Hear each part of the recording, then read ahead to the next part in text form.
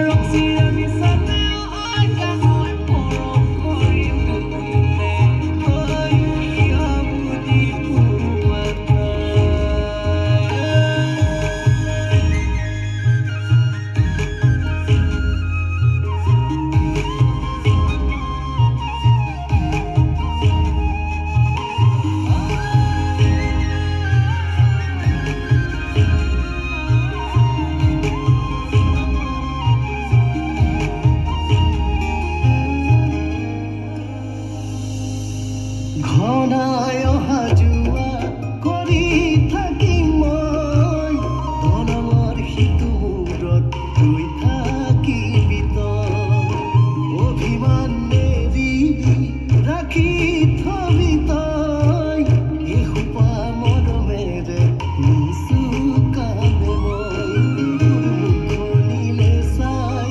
মৰম লাগি যায় নুবুজিবি কিহে মুখ খুলি খুলি খাই তোৰ চকুলে চাই কলো শপত খাই দলং ভাঙি গলে নাহো পিছুৱাই মৰমে মেৰিয়াই চেনেহে নৰিয়াই মৰমে মেৰিয়াই তোক চেনেহে নৰিয়াই উৰে উৰে দেখা গৈ ৰাখিম লুকুৱাই তোৰ পৰা মোৰ বুকুৰ ঘাটলৈ দলং এখন বনাম কোনেও নজনাকৈ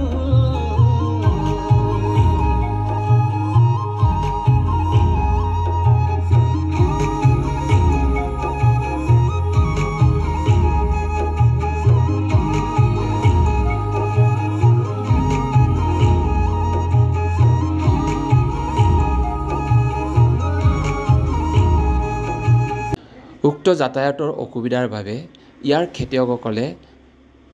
উৎপাদিত সামগ্ৰীসমূহ নিৰ্দিষ্ট সময়ত উপযুক্ত মূল্যত বজাৰত বিক্ৰী কৰিব নোৱাৰাৰ বাবে যথেষ্ট ক্ষতি হোৱা পৰিলক্ষিত হোৱা দেখা যায়। আৰু এটা গুৰুত্বপূৰ্ণ কথা হ'ল